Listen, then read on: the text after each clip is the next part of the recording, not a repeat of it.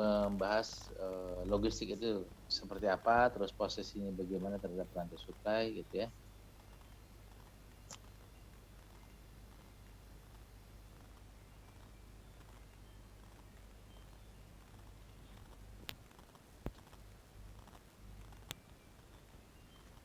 Tidak ada? Oke.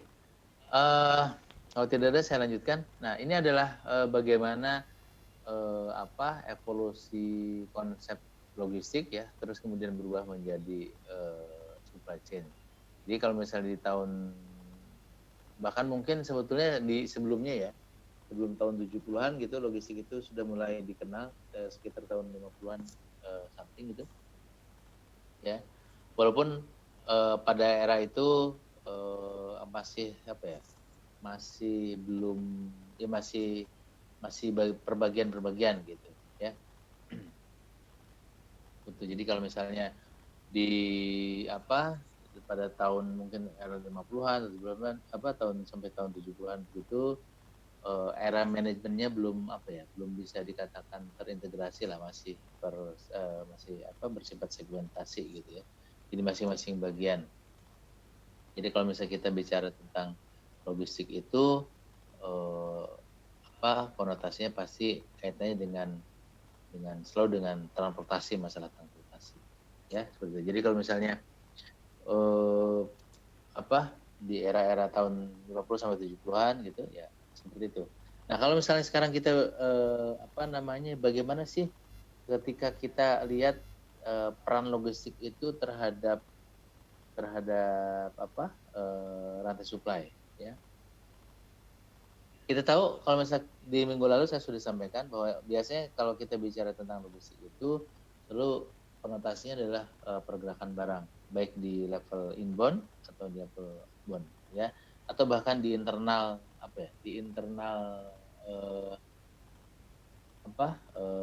pabrikasi misalnya, atau di manufaktur gitu ya, sampai di level seperti itu. Jadi ketika misalnya lakukan pergerakan barang dari misalnya raw material terus kembali ke shop floor, di shop floor juga misalnya dari mesin satu ke mesin lain ya, walaupun secara umum mungkin tidak diistilahkan logistik pergerakan ini, tapi bahwa yang namanya logistik itu secara umum ya dikatakan biasanya pergerakan barang yang lebih luas gitu, lebih banyak, lebih dengan model atau dengan moda transportasi tertentu. Nah, ini juga sama. Jadi kalau misalnya di nanti produksi mungkin bisa dikatakan hanya sebatas level material handling lah ya. Gitu. Walaupun intinya sebetulnya setiap pergerakan barang itu juga ya, kalau misalnya kita lihat merujuk dari dari istilah logistiknya ya bisa saja ya. Nah, sekarang peran logistik dan rantai supply atau rantai pasok itu kalau misalnya kita lihat gitu ya, selalu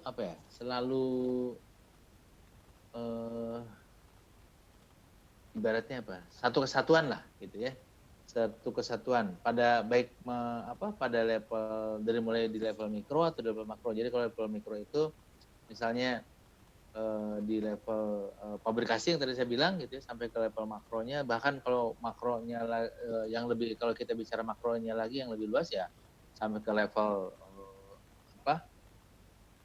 negara atau di regional gitu ya, seperti itu.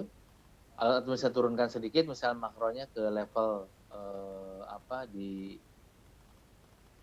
di industri ya, di industri gitu.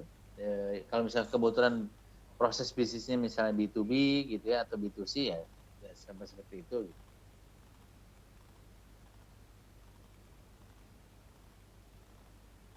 Nah,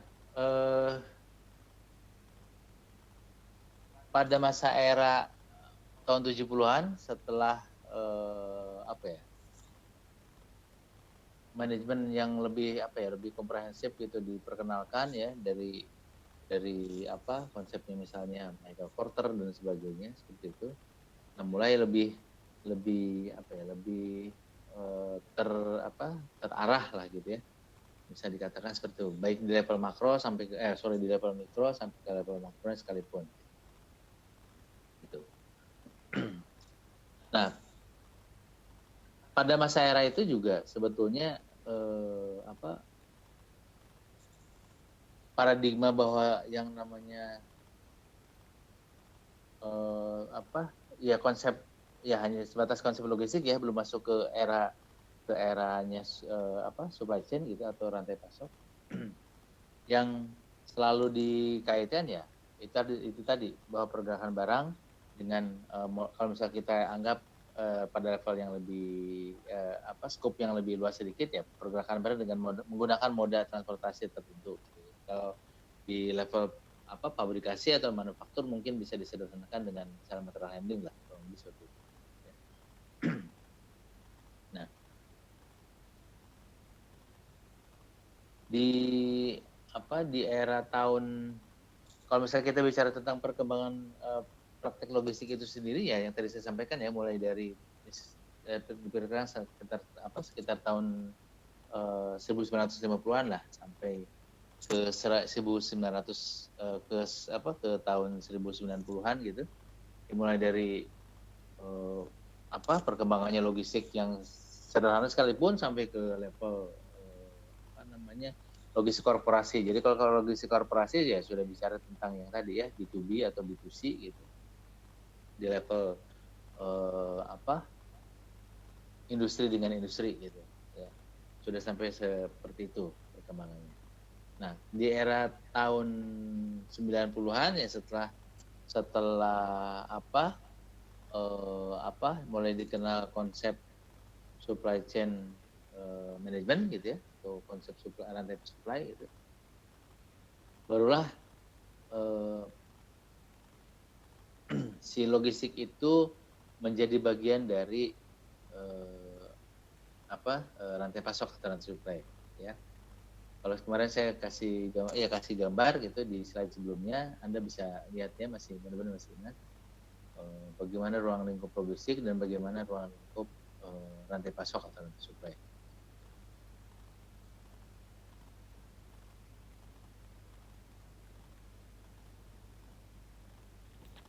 Nah, kenapa kemudian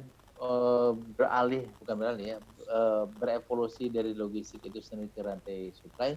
Kita tahu bahwa di konsep manajemennya Michael Porter ya, kalau misalnya Anda baca bukunya Michael Porter, itu di situ ada value chain atau rantai nilai gitu.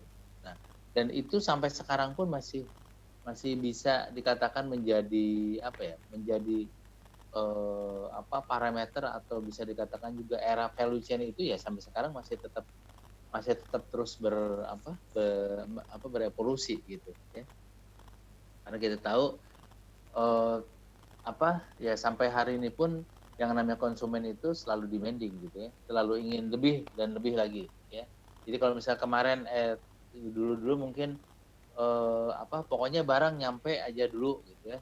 Nah, terus kemudian bergeser ke barang harus sampai tepat waktu. Barang harus sampai tepat waktu dan jumlah barang yang dikirim jumlahnya misalnya sesuai. Ditambah lagi keinginannya barang sampai tepat waktu, jumlahnya sesuai, terus dalam kondisi baik gitu ya. Nah, terus seperti itu. Sampai akhirnya kemudian ya konsep value chain atau rantai nilai itu juga menjadi tolak ukur tersendiri ya dalam dalam perkembangannya seiring dengan perkembangan konsep evolusi konsep logistik ke supply chain ya. Seperti itu. Belum lagi kalau misalnya dikaitkan dengan misalnya keilmuannya gitu ya, keilmuannya logistik dan kemudian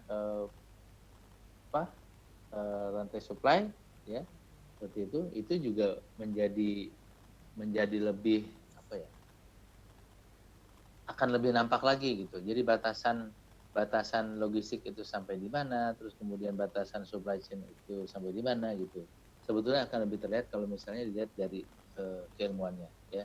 Nah, sekarang itu kayak misalnya walaupun mungkin di beberapa perguruan tinggi ya kayak misalnya ada yang menggunakan istilah sistem logistik ya. Kalau kita bicara tentang sistem logistik ya sudah pasti ada supply chain di dalamnya juga gitu ya. Pasti ranahnya sampai ke sana gitu. Hanya mungkin Saya nggak tahu kalau nggak salah di mana ya, di beberapa perguruan tinggi kayak misalnya di Pertamina atau di mana gitu, mereka punya program studi tentang eh, ada yang menyebutnya dengan teknik logistik atau teknik supplier, teknik rantai supply gitu ya, atau supply chain engineer gitu, supply engineering seperti itu. Ada juga yang bicara tentang manajemen logistik ya. Kayak misal di Trisakti itu kalau nggak salah ada program studi manajemen logistik dan transportasi gitu ya. Gitu. Bahkan ada sekolah tingginya kalau nggak salah di Trisakti itu. Nah kalau misalnya kita kaitkan dengan ya model keilmuan seperti itu ya maka akan lebih akan masing-masing memiliki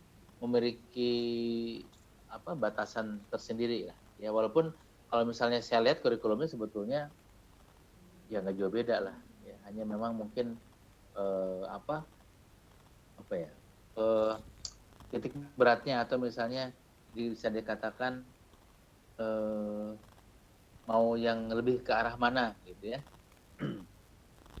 kedalaman kedalaman materi atau misalnya kedalaman kurikulum dan sebagainya.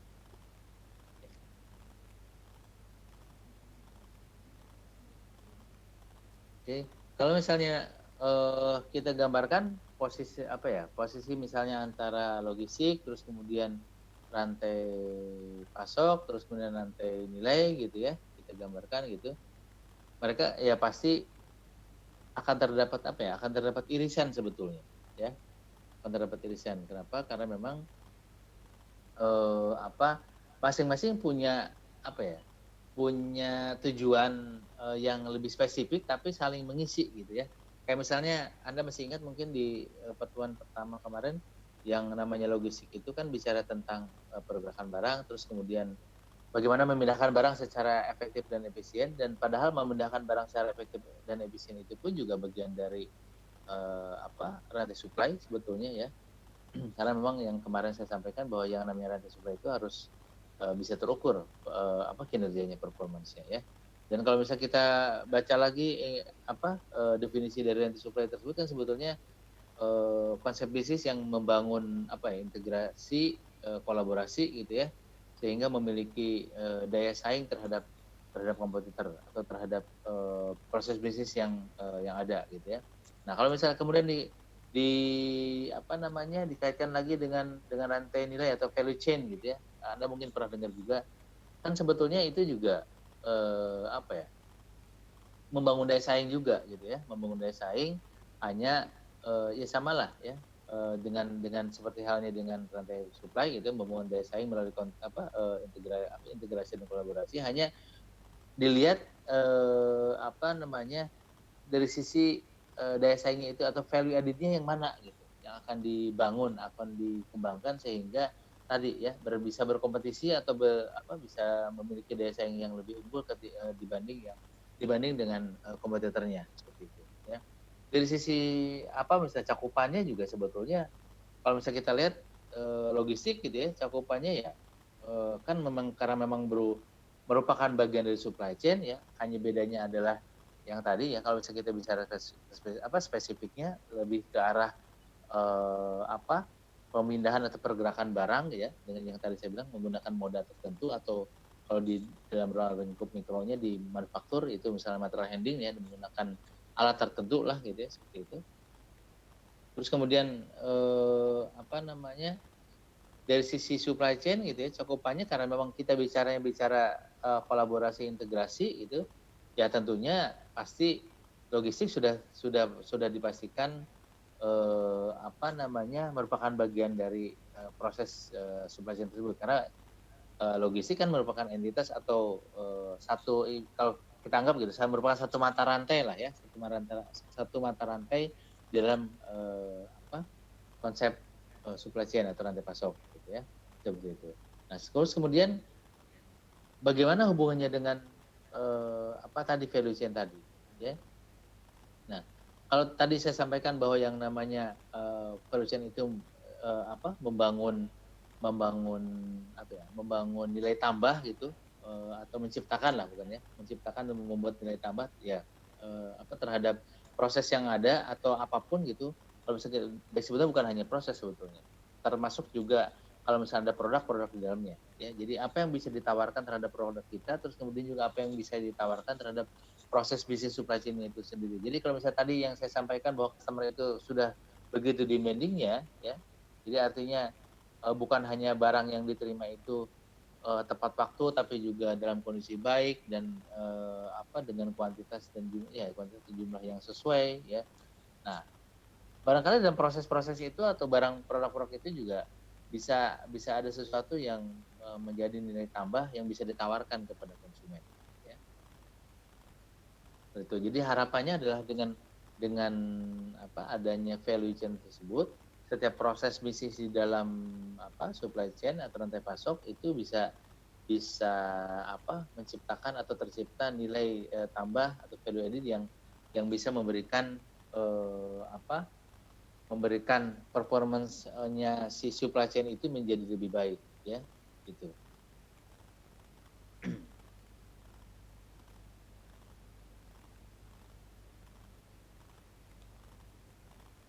Oke. Kalau misalnya kita tinjau dari dari sisi organisasi misalnya gitu, ya kita lihat sendiri bahwa yang namanya logistik itu kan lebih bisa dikatakan lebih simpel atau kita anggap sebagai single entitas gitu ya, bisa dikatakan seperti itu, single entitas perusahaan. Jadi lebih spesifik, lebih lebih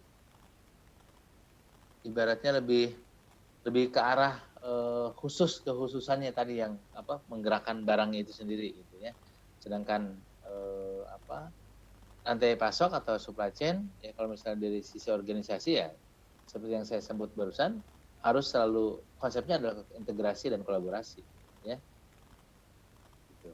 Nah, si rantai nilai itu kolaborasi dan integrasinya ya tadi harus memiliki nilai tambah atau harus ada sesuatu yang baru yang bisa ditawarkan gitu ya agar lebih kalau kita bicara yang tadi lah, kalau kita bicara tepat waktu ya bukan hanya sekedar tepat waktu gitu, tapi juga tepat waktu dan produk yang dikirimnya sesuai, terus atau misalnya juga produk yang dikirimnya juga dalam kondisi baik, misalnya dikemas dengan baik ya kurang lebih secara sederhana kurang lebih seperti itu, ya. Nah, biasanya penilaian kinerjanya juga kalau misalnya kita bicara sebetulnya kalau misalnya kita bicara penilaian kinerja atau performance si supply chain pasti si logistik sudah ada di dalamnya, ya. Tapi kalau yang tadi yang value chain ya yang rantai nilai gitu itu tidak selalu ada, ya. Kenapa? Karena ketika kita akan melihat mengukur kinerja supply chain tanpa value chain gitu otomatis ya hanya sebatas bagaimana performance atau kinerja setiap chain yang ada gitu. Tapi kalau misalnya kita mau lengkapi dengan value chain atau rantai nilai, maka setiap chain itu memberi kontribusi atau memberikan nilai tambah seperti apa sih terhadap performance-nya kinerja supply chain gitu ya. Performance atau kinerja supply chain itu sendiri. Seperti itu.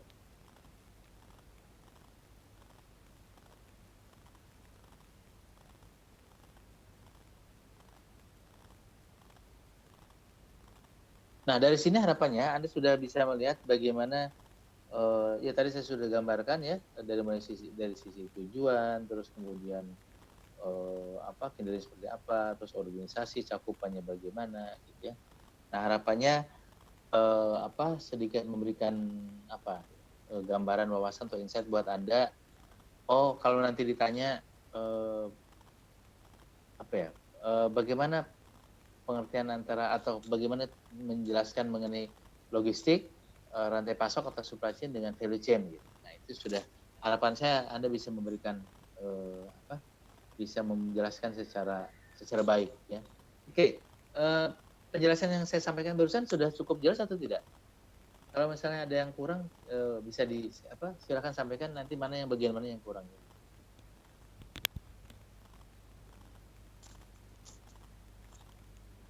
Cukup jelas?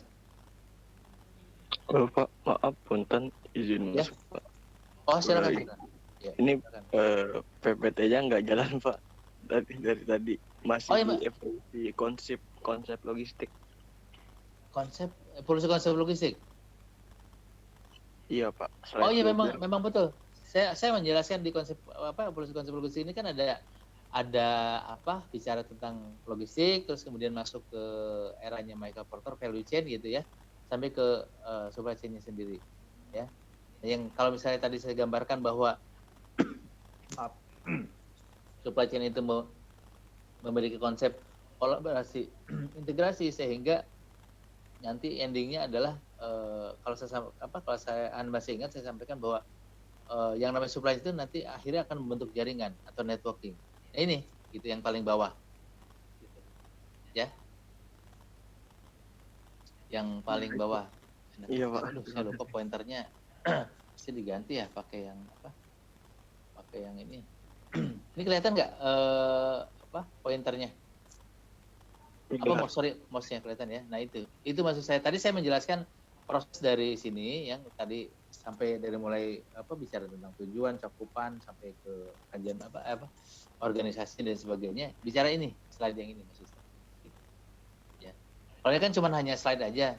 Makanya tadi saya jelaskan gitu bahwa maksud slide itu ya tadi saya terangkan. Cukup jelas ya? Kalau ada yang kurang jelas silahkan disampaikan saja, nggak apa-apa. Nanti nanti kalau perlu saya ulang, saya ulang.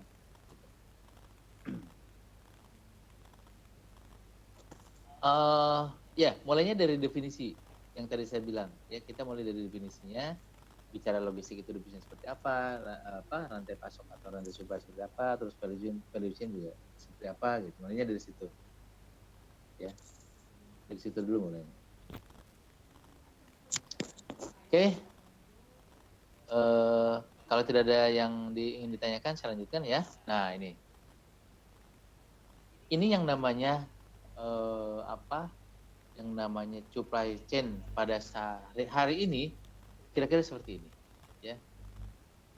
Bisa Anda bayangkan keruwetannya seperti apa gitu. Jadi kalau misalnya saya gambarkan ada empat misalnya supplier atau manufaktur gitu ya.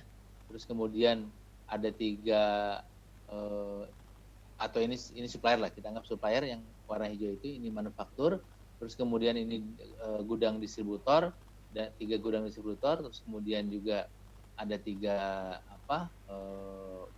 customer lah kurang lebih seperti itu, dengan kita anggap misalnya 3 moda transportasi ya, 2 darat ya, truk, terus kemudian pesawat dan kereta misalnya, ya kombinasinya kurang lebih seperti ini.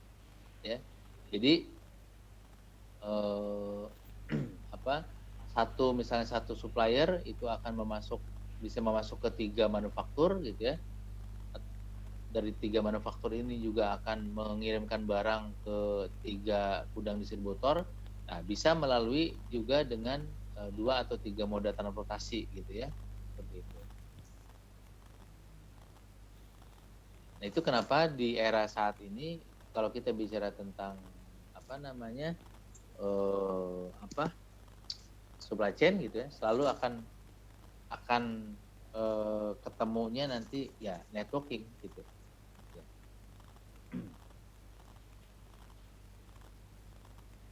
Nah, hanya kalau misalnya kita kaitkan dengan rantai nilai, nah proses-proses ini ya mana saja yang kira-kira bisa memberikan nilai tambah. Jadi ibaratnya jangan hanya sekedar tadi ya saya sampaikan, kalau misalnya kita bicara efisiensi atau efektivitas gitu, ya jangan hanya sekedar itu saja, tapi efisiensi yang pada bagian mana atau apa saja yang kira-kira bisa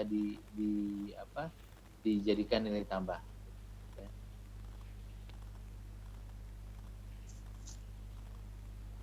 Pada proses bisnisnya juga. Oke, lanjutkan ya. Ini kalau misalnya kita lihat hubungan antara logistik dan supply chain, saya kira sebetulnya sudah beberapa slide sebelum di minggu lalu sudah saya sampaikan dan sudah terlihat kira-kira seperti apa sih ya.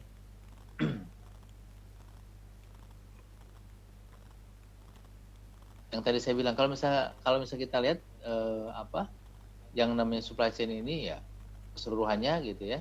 Ini Terus kalau misalnya kita lihat ke bagian logistik ya lebih lebih menyempit lah ya area seperti itu. Ini yang tadi saya katakan. Jadi kita bicara tentang outbound atau inbound gitu ya. Itu. Terus kemudian kalau di level pabrikasi tadi saya bilang istilahnya dengan material handling lah kurang lebih seperti itu. Atau di level di pergudangan juga sama, kurang lebih material handling. Padahal itu kalau misalnya kita lihat, kita angkat atau kita lihat lebih cakupannya lebih luas ya, itu ada bagian dari proses logistik. Dan proses logistik itu bagian dari proses supply chain.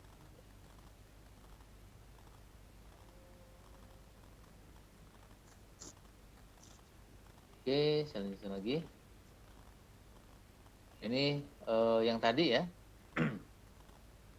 ketika misalnya bahwa proses supply chain yang ada di dalamnya yang dikaitkan dengan logistik gitu, terus kemudian juga bahwa di situ juga harus ada value chain ya sebagai salah satu menjadi parameter untuk performance kinerja dari supply chain itu sendiri gitu.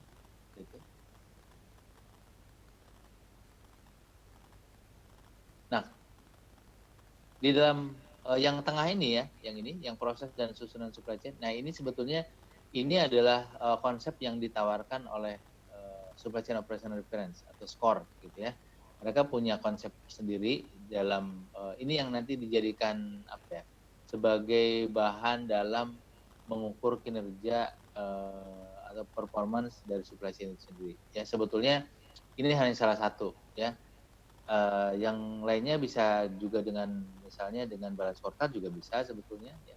Kita lihat dari beberapa perspektif gitu, atau juga misalnya dengan model performance of activity ya, yang nanti kita akan lihat ya, akan kita pelajari.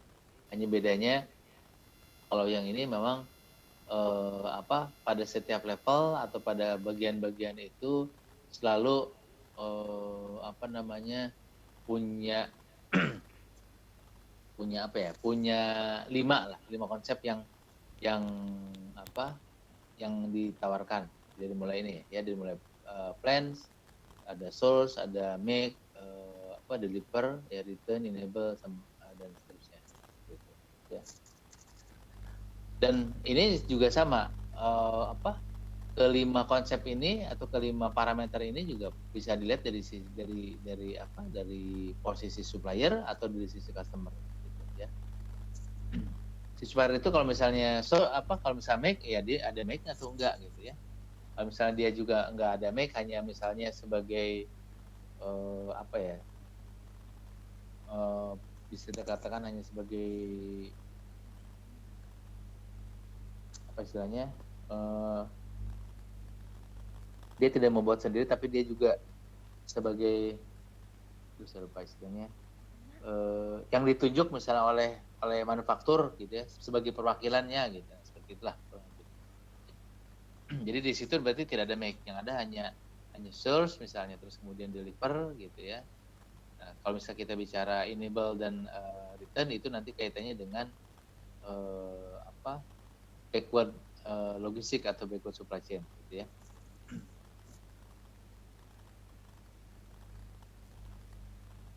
Nah, ini yang secara mikro gitu. Kalau pada level di manufaktur misalnya ya kita bicara tentang inbound outbound ya, material handling dan seterusnya.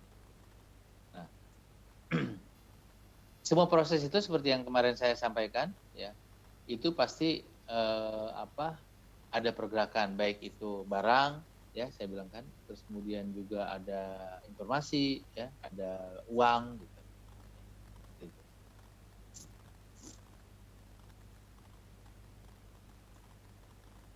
Oke, ini kalau misalnya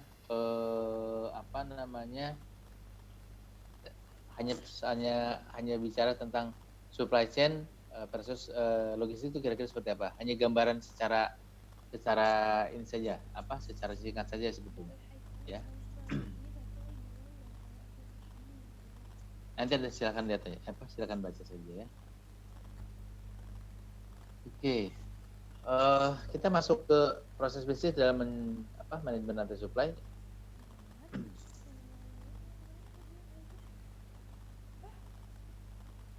Oh ya, sampai di sini dulu ada yang mau ditanyakan atau disampaikan? Barangkali takut kurang jelas gitu apa yang saya sampaikan.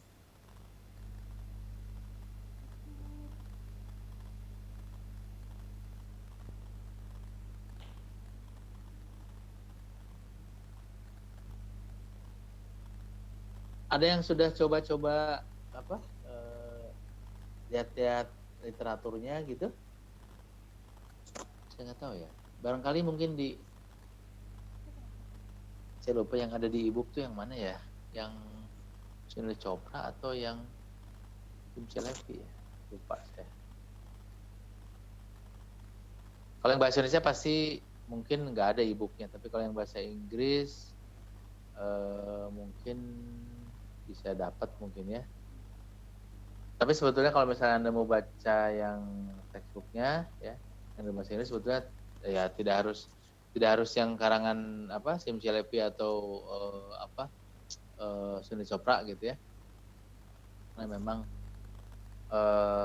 saya hanya mencantumkan literatur yang paling sering digunakan gitu. Karena memang secara konsep terus kemudian ya di dalamnya itu juga cukup bagus ya. Ya sebenarnya banyak sih buku-buku tentang supply chain logistik. Ya mungkin nanti Anda bisa cari e-booknya lah. Ya. Kalau nggak salah dulu e-booknya yang mana yang baru atau Bowershock gitu saya lupa. Itu ada, cuma sekarang nggak tahu masih ada atau enggak.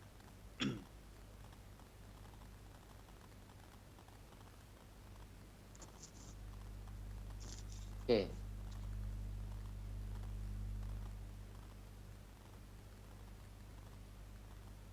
Ya kalau misalnya Anda baca bukunya di Nyoman Pujawan, ya di sana dinyatakan bahwa yang namanya manajemen rantai supply itu pasti memiliki tujuan strategis ya agar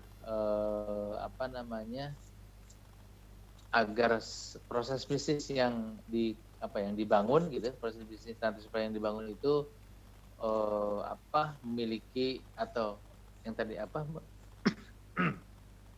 memiliki atau punya daya saing yang tinggi gitu ya. Memiliki daya saing yang tinggi sehingga bisa beroperasi atau melakukan